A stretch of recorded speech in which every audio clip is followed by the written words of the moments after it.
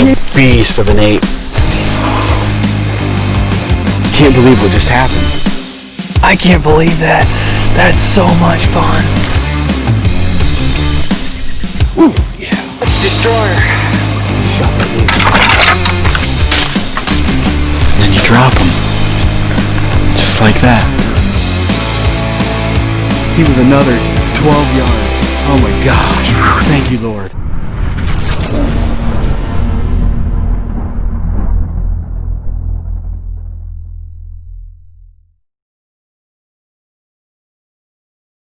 Hi, and welcome to Whitetail Edge. I'm Ben Rising, your host, and on this episode, episode 12 of Whitetail Edge, we're going to follow along with team member Holden Holland as we're back in Ohio. It's late season, and Holden's been grinding all year. So Holden's after this really big deer, okay, first part of the season. Holden's got another guy that just keeps hunting this buck, and seems like anything Holden does, this other fella, like, combats Holden, messes it up, puts blinds in the middle of the woods, just... You know, Holden's getting frustrated. And he's got this other deer showing up. It's the same deer he'd missed last year. And, you know, finally he just decides, you know what? And he's talking to me, and I'm finally like, Holden, you got to kill a deer this year. I'm kicking your butt off this team. Like, no, I'm just kidding. But I'm like, seriously, like, the deer you're hunting, I get it. But this guy's got this deer so messed up. He's probably almost unkillable at this point. So he transitions to the buck that he'd missed the year before, and, you know, the rest is history. This story actually starts off in January of last year on this deer as he comes in and actually working a scrape, and it's a 30-yard chip shot, and I shot right over top of him.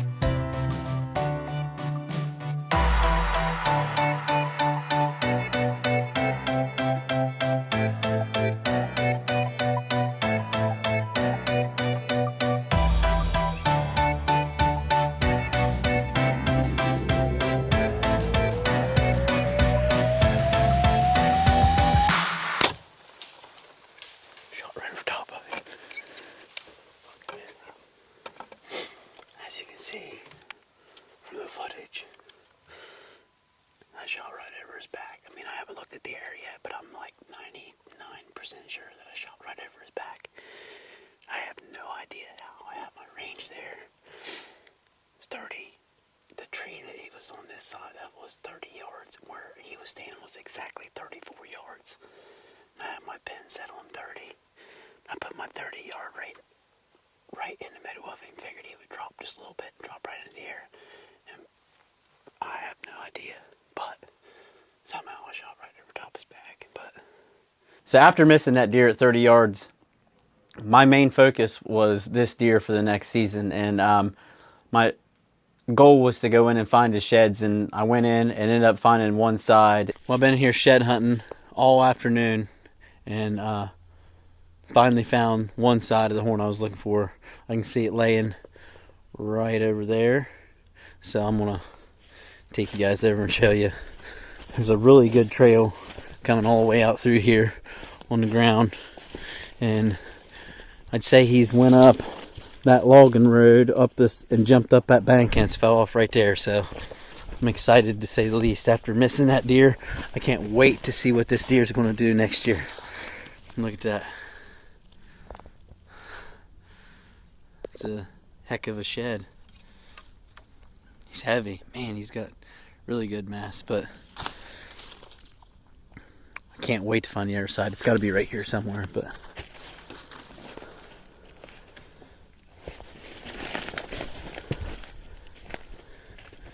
he actually held on a while, and Spartan pictures showed up that he had one side, and then he showed back up like an hour later, and and didn't have either side. So I know that other horn's right in here, and I want to try my best to find that dang thing. This deer will be a giant next year. Going into that summer, judging from what I know, how much he grew the previous years, I figured he would be the #1 deer on my hit list.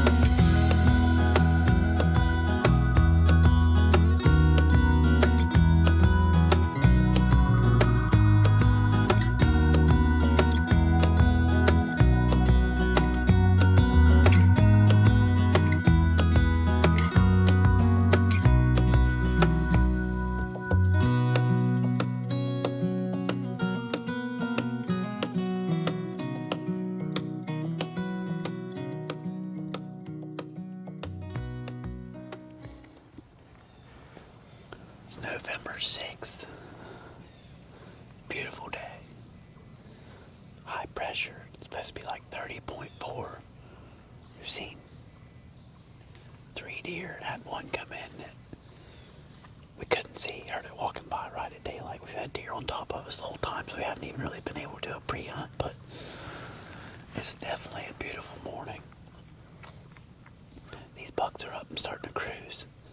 So hopefully we can get this guy coming through here and he checks his scrape. We got a scrape right underneath of us, and every time I've come in here, none of that scrape's been blowed out. Spartans have been blowing up all day for the last 3 days. A buck's cruising. So right now's the time to be in here to kill him. Hopefully he comes through here. We're going to do a little better. I got the black rack with me and the extinguisher, so I'm going to do a little bit of calling here in a minute. See if I can't pull him in, but it's definitely a nice morning out.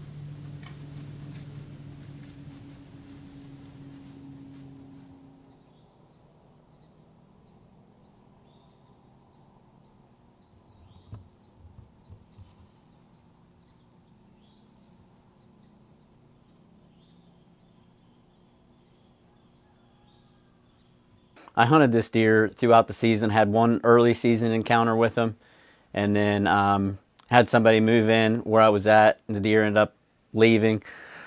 I relocated him almost 2 miles from where he originally was, and then once he relocated, I hunted him for a good while right in there, but he was hit and miss, and He showed up the night before muzzleloader season, and I had him in at 30 yards and just couldn't seal the deal on him, and he ended up getting out of there.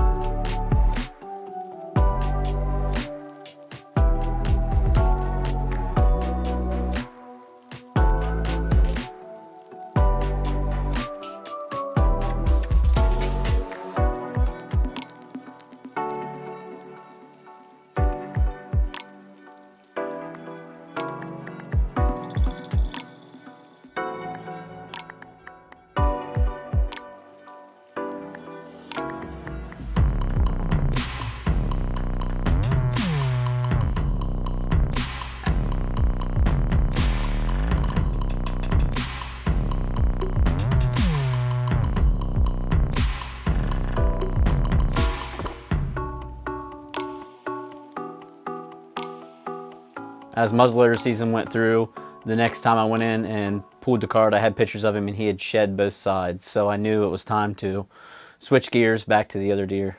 So once I figured out where this deer was at and where he was bedding, I knew a pinch point that he was traveling through going from bed to food. And I actually went in and dumped some big tine out, and he was on it in no time. Late season like that, those deer aren't worried about anything but food. After throwing a Spartan up in there, it didn't take long at all, and he was there. And I ended up moving in and set up on this deer and had an encounter with him and couldn't seal the deal that night. So I just come out here on this ridge where I missed this deer again. And I missed him last year. And the Spartan was already sending me pictures of does that were passing through here. So deer are moving early. I actually sat out at the truck and waited on these does to leave. And as soon as the Spartan quit going off, I come out, snuck out here, climbed up in, self-filming tonight. So I'm hoping that I can get this done. We ain't got much time left in season, and pressure's up tonight.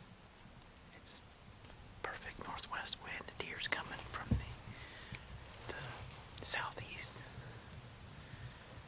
So hopefully we can get this done.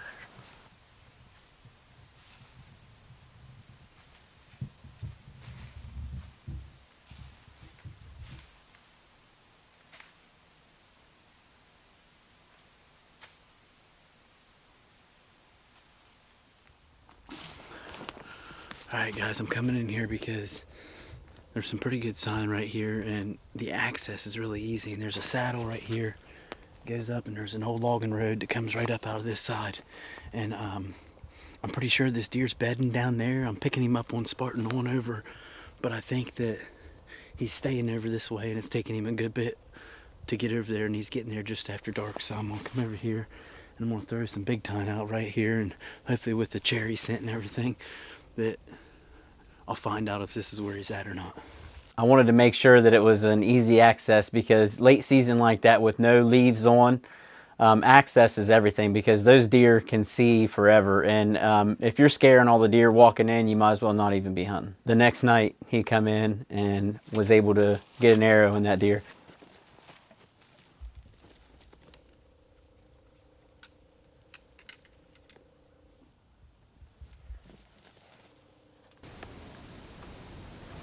Where it is, January 25th.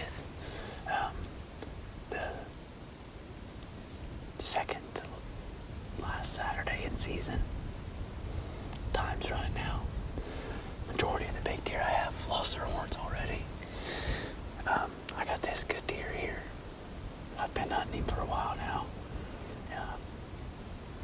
Just can't get it down on him yet, but we got cold weather pushing in, and I slept in here today in the middle of the day and checked the camera, and he's been here in the daylight the last 2 mornings, clear up to 8:30. So hopefully with this cold pushing in, he'll be on his feet tonight. We can get an arrow in this deer. It's been a long season.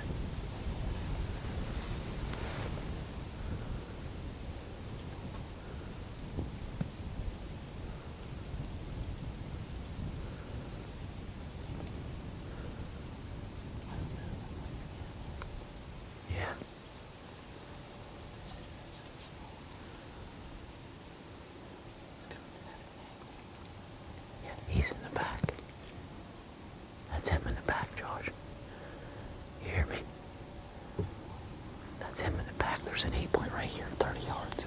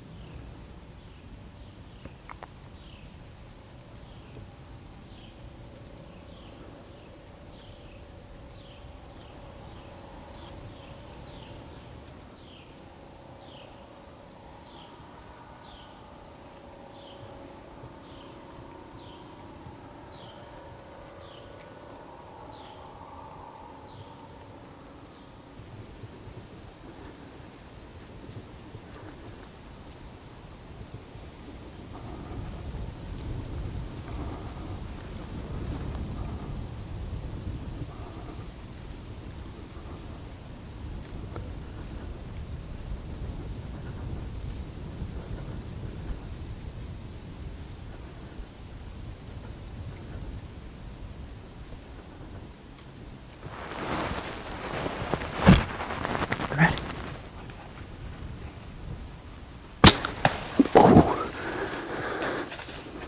Head him back. Just don't move.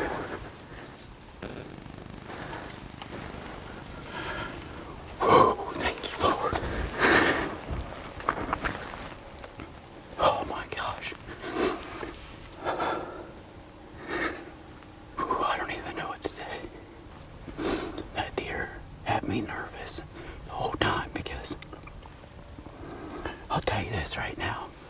I can't say enough about the Phase products and everything they make for us as hunters, because I'm telling you right now, that deer was right on the edge of our wind, and we had 6 does come in directly downwind and stayed there all evening, and there was nothing I could do. I mean, and I just sat. I never looked one time.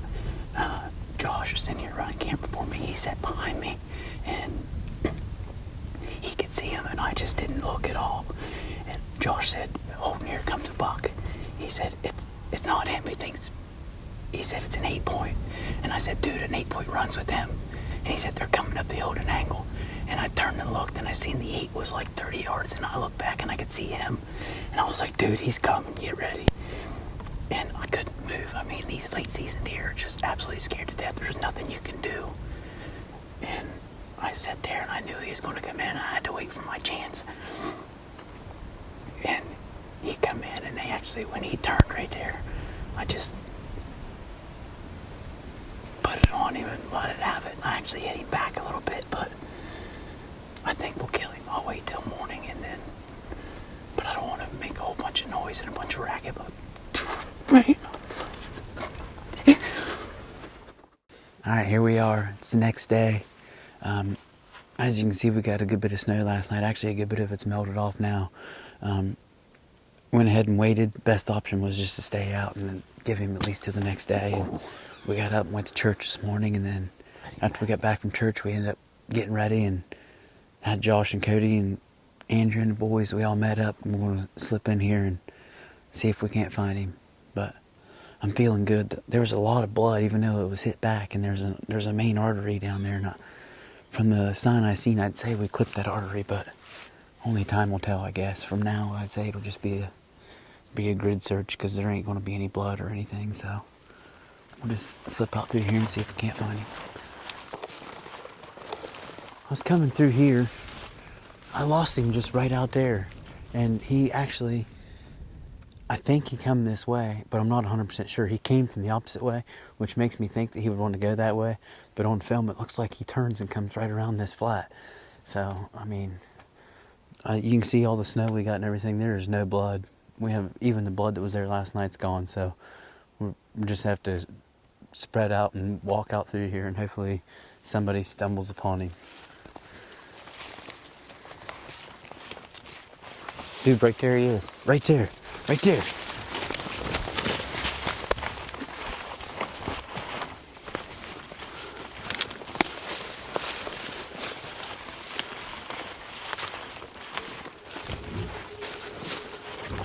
So getting my hands on this deer was actually some bittersweet redemption. After missing this deer almost a year to the date, the year prior, it felt real good to finally fill my high tag. Well, here he is. He was laying in some brush here. Got him drug up where you can see him.